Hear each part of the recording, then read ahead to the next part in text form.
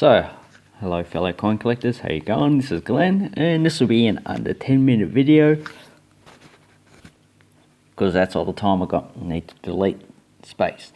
But today we're going to have a look at some poor quality banknotes and just a little talk on why these banknotes are actually in poor quality as they are.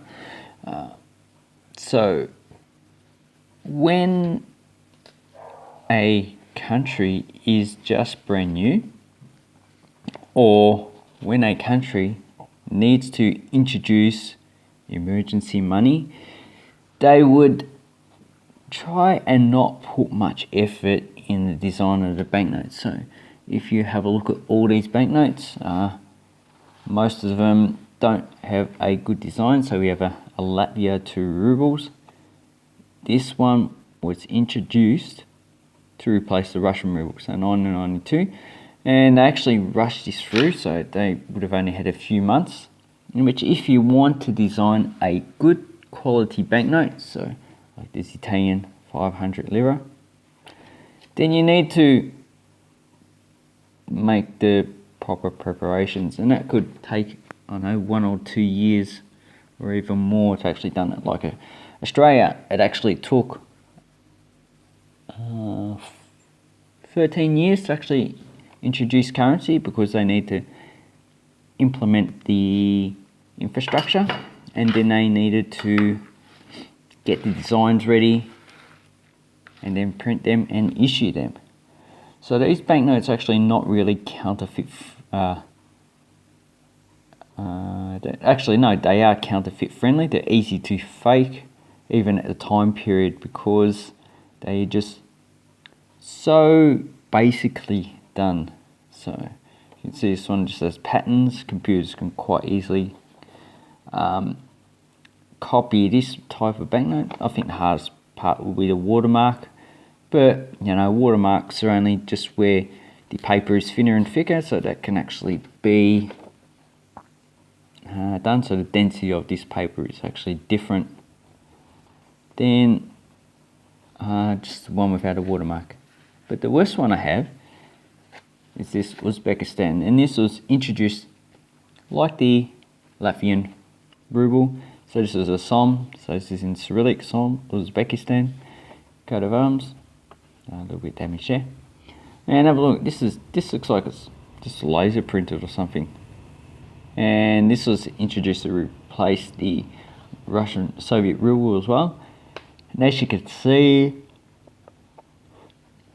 the quality is actually quite poor. Does it have watermark?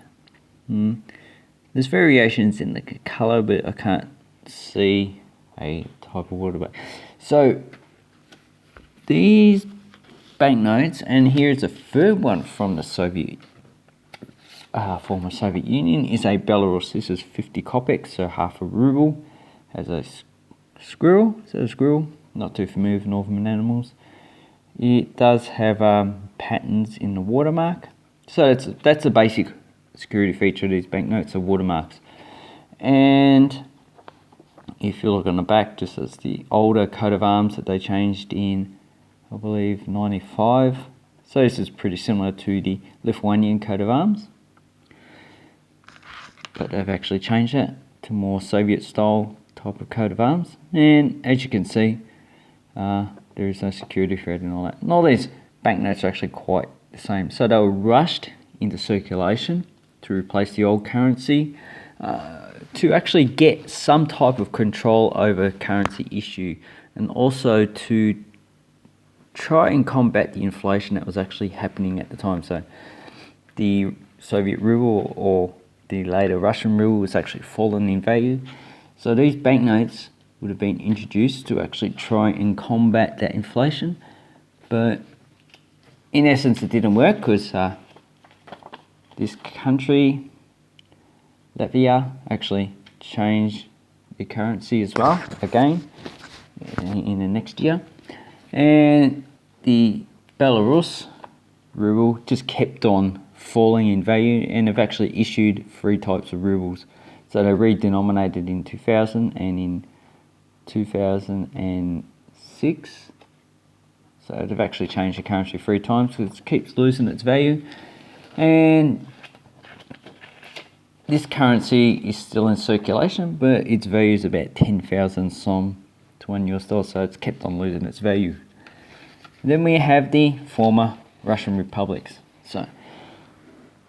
of Yugoslavia. So the Soviet Union only went into civil war in some places like Tajikistan, in Georgia, and in other places like Latvia, Estonia, Belarus, they didn't actually have a war. But in the former Yugoslavia, they actually had various type of wars, so the War of Independence. Then Croatia was actually divided up, and that's where these currencies come in. This is Knin, so this is the Serb areas of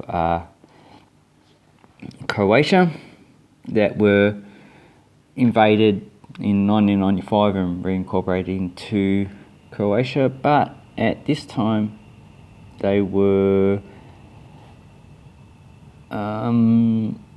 trying to assert their independence, so they actually issued different currencies. So Narodna Bank Republika Serb Krajina, so Serbian Krajina, and the capital's Knin. And as you can see, they're all denominated in dinar, and they have various values. So this is a 5,000, and this is a 100 million. So it actually suffered from inflation, and that's why these banknotes are such low quality. So you got ones that wanted to introduce the currency very quickly, and these ones are low quality because of hyperinflation. So when you know a banknote's not going to be in circulation for too long, it's really not a good idea to actually make the security features really good. So they've only got watermarks, they have no security thread in them, and because you know they're not going to last that long in circulation, so just make them as cheap as possible. Same with this one. And as you can see, they're all the one color, so that is a hyperinflation banknote of poor quality. But then and this is actually the same, so Bosnia-Herzegovina 1992 issue, 50 dinar. These suffer from hyperinflation as well as being rushed into circulation. So two things, you got hyperinflation and you have being rushed into circulation. So it's a combination of the two previous ones we have there. And as you can see, it's actually good. These are actually quite easy to get, and all these actually have a higher print run, so they're actually very easy to get into circulation. And here we have a Macedonian banknote. So this is the 10 dinara, and this was introduced to replace the Yugoslav dinar in Macedonia. So this country never actually suffered a civil war of sorts. They did have a rebellion of the Albanians that was quickly come to a conclusion through negotiation. But this country was pretty much peaceful because the Yugoslav troops just pulled out. They didn't really worry about holding on to it. And as you can see, the design is actually quite good. I like the design, but the way it was printed is actually very poor and not that good quality. So it does have a watermark, very basic watermark, but these are actually rushed into circulation as well. And that's basically the two reasons why you get poor type of currency.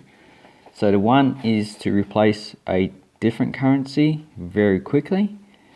Another one is because of hyperinflation, which reduces its value. And these can occur together, like as I said, these Republic of Krajina banknotes, or they could occur differently, so like the Russian Latvian rubles or the the Uzbekian som. So anyway, I hope that this was a very informative video. If I've left anything out, please leave a comment down below, and just have an awesome coin collecting time. Thank you, and keep collecting, people. Bye bye.